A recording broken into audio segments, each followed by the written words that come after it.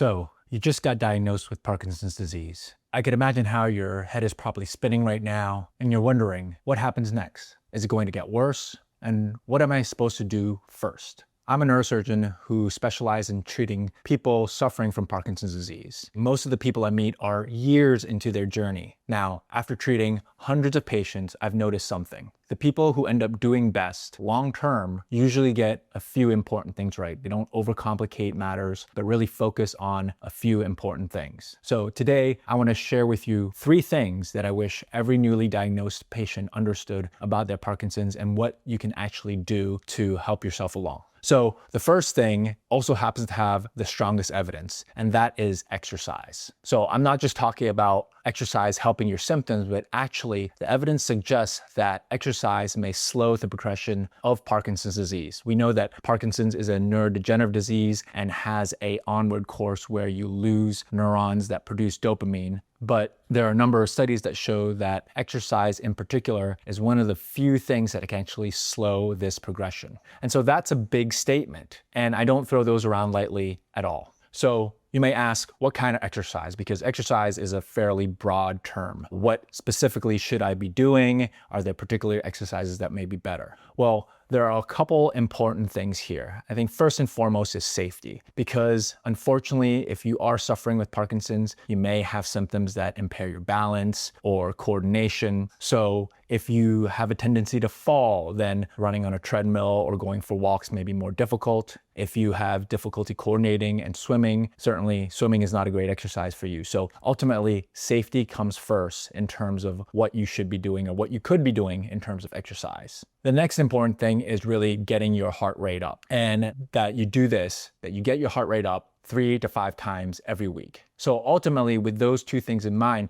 you shouldn't really necessarily overthink which exercise should be best. Again, consistency is key. I'd rather see you taking brisk walks 3 days every week than buying an expensive exercise bike that becomes ultimately a clothes hanger in your basement. The best exercise is one that you can do safely and one that you enjoy, so that it will be something that you're still doing 6 months, 1 year, 2 years from now. Ultimately, the way I think about exercise for Parkinson's disease is like changing your oil on a regular basis in your car, and doing that before the check engine light comes on. So you're protecting the engine before the problems actually develop. Okay, what's the second thing here? The second thing is medication. So let's talk about medication that maybe you have already started, you've been prescribed by your neurologist, or maybe you're about to just start taking your medication right now. Either way, here's the question I want you to ask. What is the medication actually doing? How is it actually helping your Parkinson's disease? So as I briefly mentioned before, Parkinson's is a neurodegenerative disease, and it unfortunately slowly damages the cells that make a neurotransmitter called dopamine. And so the less dopamine that your brain has, that your body has, the more symptoms like stiffness, slowness, and tremor, the cardinal symptoms of Parkinson's disease, those symptoms emerge with less dopamine. So on face value, it seems like it would be a pretty easy fix. Replace the dopamine and you fix the symptoms. But unfortunately, it's not that straightforward because of the way that the body and brain can receive and absorb dopamine. And that's why most people take 2 medications,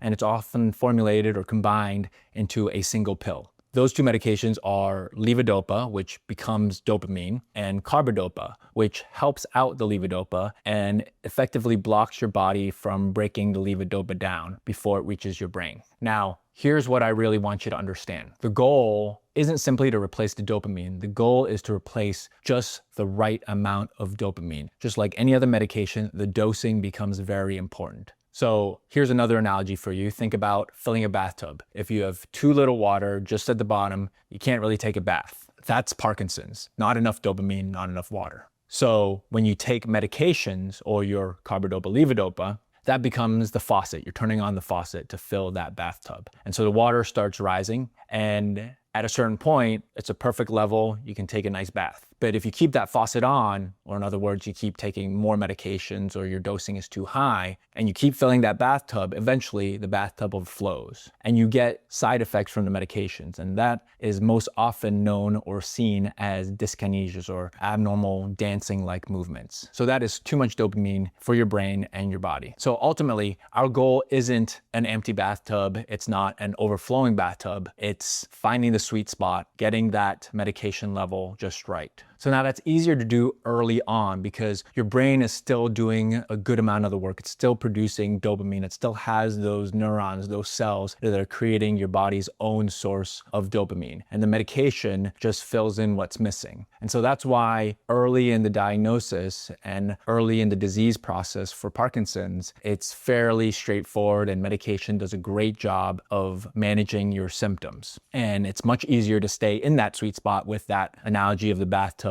at the right level. And so this brings up another point that comes up when we talk about medication, and that how do you time your medication with food? So early on, when your brain is doing the lion's share of the work and your medications are only filling the gaps, it's okay to take your medication with a small snack. That might help with ability to tolerate the medication, help with some nausea. But later on, as you become more dependent on the medication because your brain is not producing as much dopamine, what you eat becomes more important. And that's particularly true with protein content of food, because protein, as you digest it and eat it, can compete with levodopa. And so ultimately that means less medication may ultimately reach the brain. And that's why your neurologist may tell you to take your levodopa, carbidopa on an empty stomach. That's not just because they're trying to be difficult or making things more complex for you. They're helping you stay in that sweet spot. Again, back to the bathtub analogy, to the right level of dopamine in your body. Now, unfortunately, as I've alluded to here, is that over time, as the disease progresses and your brain loses more of those dopamine-producing neurons, your brain contributes less and less,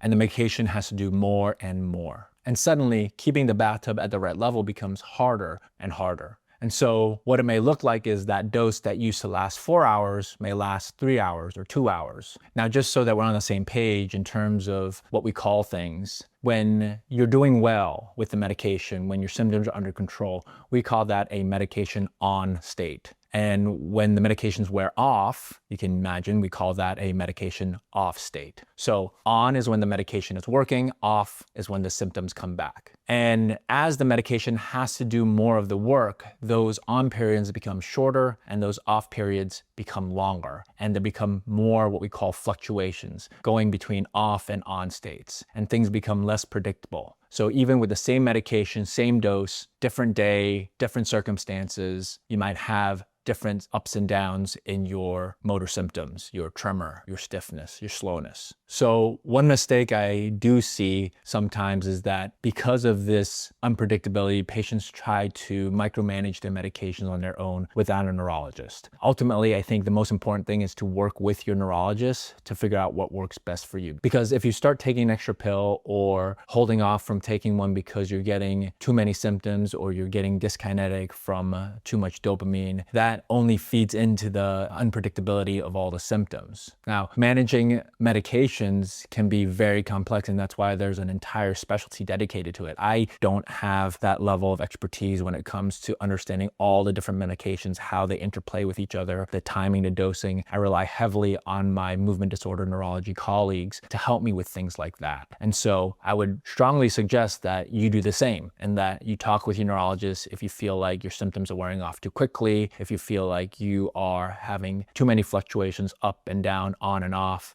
Certainly bring that up, see if there's a different medication, different formulation, a longer acting one, or one with a different mechanism of action, or in other words, something that works in a different way in your body that may help you better. But ultimately, I don't want you to be afraid of the medication. Don't be afraid of levodopa, because there is a thought that was present years ago in that people thought that we should save it and that you shouldn't take it until you really needed it and hold off as long as you can. And we don't really believe that's true anymore. Levodopa is not damaging your brain. Again, it's replacing what your brain doesn't have enough of. Again, that dopamine. And so our goal is simply to find the right dose and do that at the right time. And so again, talk with your neurologist and figure out what is the best medication regimen for you. And don't be afraid to start the medication, because it's only going to help. And by postponing it, you're only going to be suffering more with the symptoms that you have. So we've talked about exercise. We've talked a little bit about the medication. The third thing may be the most important. I don't want you to just pay attention to how you feel today. Pay attention to how things change. Make sure to work with your neurologist and keep them updated to what you are experiencing over time. So giving them that information about how often you need to really take your medications. Are you setting alarms to wake up at night to take your medications? Are you taking your medications more frequently than prescribed, going from every 6 to every 4 to every 3 hours?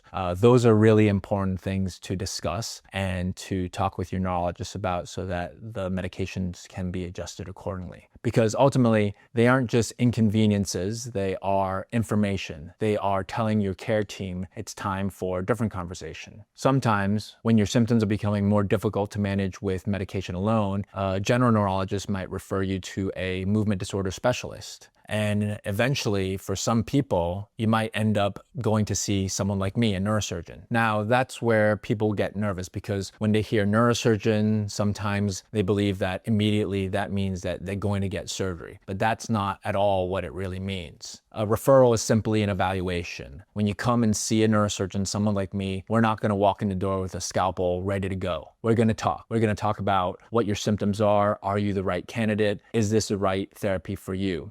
Do you even fulfill the criteria to be a surgical candidate? There are a lot of things. So being afraid of considering all your options, and some of those options may involve surgery. So I'd recommend not being afraid to consider all your options because some of those options may be very helpful for you. Some of them may involve surgery, some may not. And ultimately, when you go see someone like me, a neurosurgeon, it's not committing to surgery, it's a discussion, it's information. So go talk to them, learn your options, and then use that information to decide what is really best for you. And again, it's very helpful when I see patients when they come with family members because this is a big decision. Putting the burden of that decision making on yourself alone is asking a lot. So go with your family, let them ask questions, let them absorb the information as well. So if you're newly diagnosed, here is what I want you to remember. Move your body, exercise, exercise, exercise. Exercise is key. I can't say it enough. Understand your medication. Everybody with Parkinson's has varied symptoms. It's very different from person to person. And so being an advocate for yourself and understanding what you need